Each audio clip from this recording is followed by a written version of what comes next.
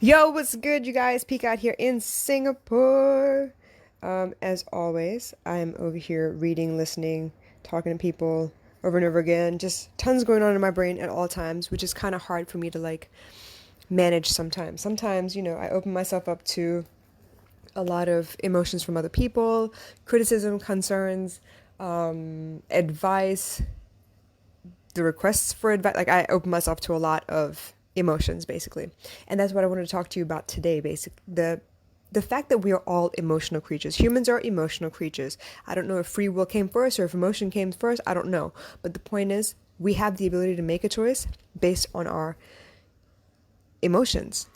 Just like all the animals do, but we have higher thought function as well. So we are able to think about our emotions and decide what to do and what not to do. We can consider humanity at large, or we can just consider our own emotions, and then our thoughts, our actions, everything else follows the emotion itself. If you look at animals, right?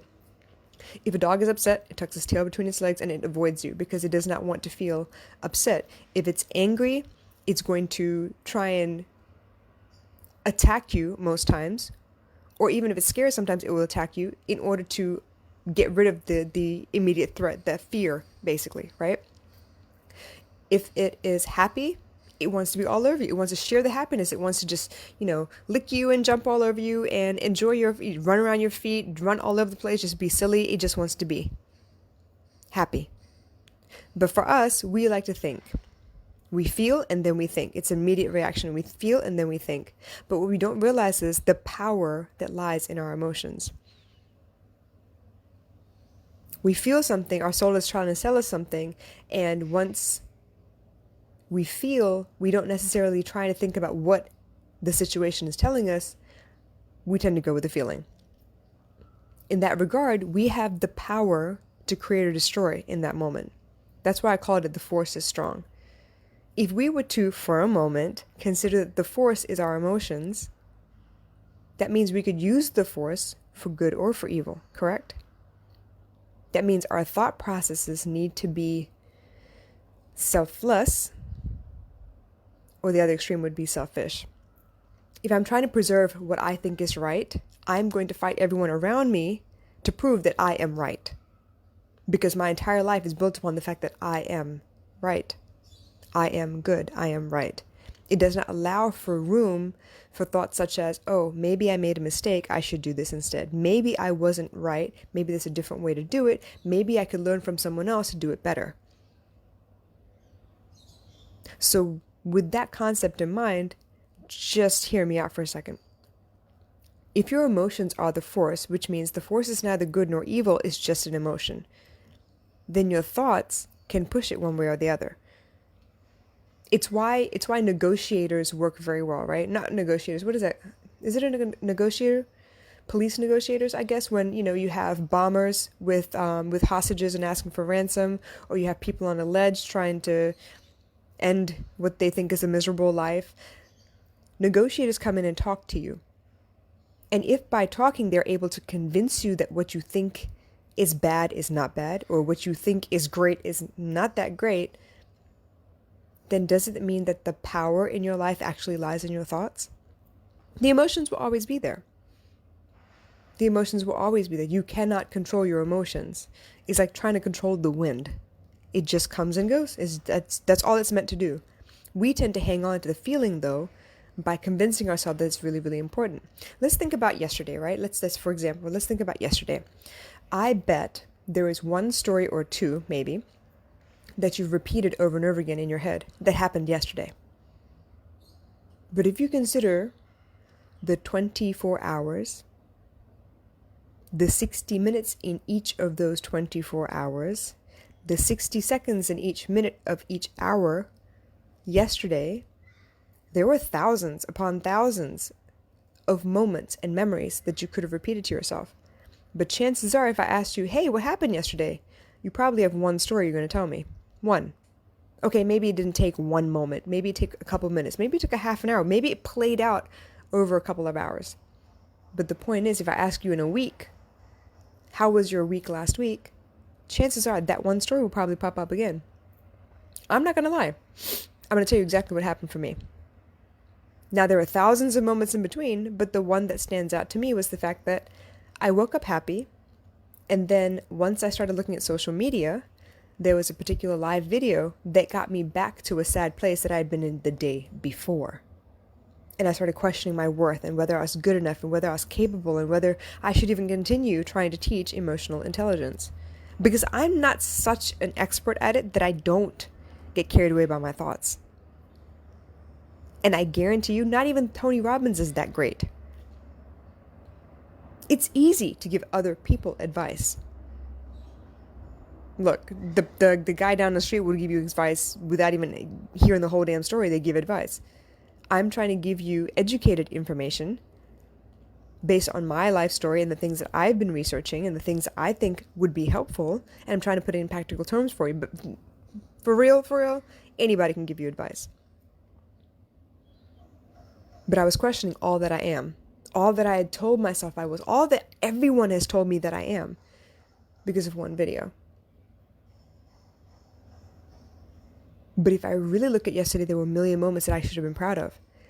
I cooked from 11 o'clock until 3 o'clock.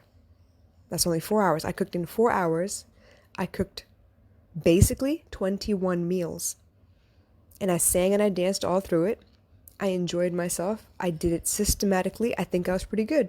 I didn't destroy my kitchen. Okay, yeah, I did destroy my kitchen, but I cleaned up after every meal basically, and I kept on going. I felt pretty good about it. Another thing, once my daughter came home and I delivered the food and everything, I had fun playing Uno with her. Me, my mom, and her. We sat down and we played Uno. We talked about strategy. We talked about colors. We laughed and joked and we watched Once Upon a Time in the background. But I had fun. And honestly, I saved one sample of the breakfast that I made for my client, and I saved it for my daughter. And I wanted it to be for her lunch today, but she was so excited she couldn't wait. She wanted to eat it for dinner last night. And she loved it. She had such fun. It was so good. She loved it. And guess what? Once we finished with that, we watched a couple more episodes of Once Upon a Time, and we went to bed on time. We were in bed by 8:15, which is unheard of in this house. Usually she goes to bed at like 9:30, 10 o'clock. She went to bed at 8:15, and I had a chance to read to her the second chapter of Harry Potter and the Chamber of Secrets. We talked about Dobby for a little bit, and then she fell asleep. And even after that, I actually did a little bit of work, and I felt really good about it. So if you think about it, what happened in the morning was one moment. And I could recount everything that happened in my day, which is so many other moments. And guess what? Most of those moments were pretty damn good. I felt pretty good about that. I went to the store twice yesterday. Why? Because I miscalculated, and also because I only have 2 arms and I didn't plan to bring as much food back home that I was going to cook. I could have planned to take in a trolley, but I didn't. I wasn't thinking. I figured, He-Man, I'll just, hang all the bags on my arms and just walk on home. There were a million moments yesterday. But if when I ask you what happened yesterday, the first thing that comes to your mind is not such a positive event, that means you're repeating it in your head over and over again. Which means the real power in your life lies in your thoughts. The force is strong in you. Your emotions are meant to be strong. Very strongly happy, very strongly sad, very strongly angry. All those things, they happen. Fine. But what you make of the situation that triggered the emotion in the first place, now that's something you can control. You can put into perspective. I've talked to many people and they say, damn, I thought I had it bad. And then I heard about so-and-so's situation. That was worse. And you know what? Mine doesn't look so bad anymore. And I need to look for the good in my life so I can focus on that and bring myself out of this situation. Absolutely. Absolutely. Perspective helps. But sometimes you can't see your way out of a situation. Sometimes you need someone else to look at it and be like, but it could be worse. But it's really not that bad. It's pretty bad, but you know what you could do about it? Here are a couple things you could do about it. Yeah, but you're focusing on this instead of that. You hear what I'm saying? But I get it. It takes lots and lots of practice on things that we're not sure how to do. Things that aren't taught to us in school or at work. There's no on-the-job training for, thought control. There's mind control that's different. TV pretty much accomplished that, right? There's conditioning, which means this is the right way to do things because we say so, not because we've tested so many other ways. We like this one, we're going to stick with this one, you better do this one. I get it. But how to control your thoughts, how to look objectively upon your life and see what's going on and what's right and what's wrong and what could be made better, that's a different kind of training. And not everyone does that. Well, guess what? I'd love to help you. Guess what? You need this in your life. Why?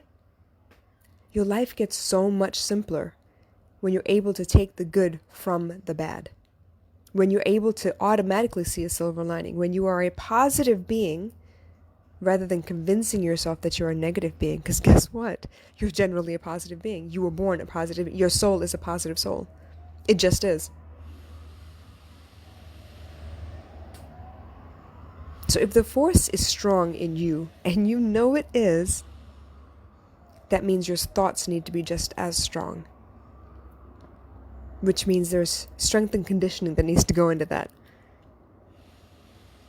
To see the good in everyone around you. To see the good in yourself at all times. To choose for yourself what will give you the greatest benefit. As in, that will give you the greatest money, and that will put you above everybody else, but will make you better than you were yesterday. Smarter, more loving, more compassionate, kinder, gentler.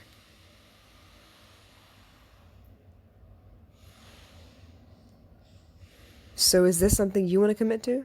Will this ever make your goals in your life? Shouldn't it? Shouldn't it make your goals list? Shouldn't it be number one priority? To be the best that you can be? And then you break down which aspects you want to make better, obviously, but the best that you can be, shouldn't that be the goal every day? I'm going to do the best that I can today. And tomorrow I'll do even better than I did today. I want you to show up. I want you to live. I want you to thrive. It's important to me because I know it's possible. And yeah, I slip and fall a lot, but the fact is I'm going to dust my ass off and start again every day. I'll do it every moment if I can, but if I get stuck, hey, I get stuck. But just guess what? I wake up bright and early in the morning and I'm content. As soon as I wake up, I'm okay. Before anything starts talking to me or singing to me or any of that, I'm okay. I want that for you too. I want you to be able to rescue yourself because you've been taught how. And it's different for everybody. Some people are a little bit more negative than others because of the surroundings that they're in. Some people are generally happier than others because of the surroundings that they're in.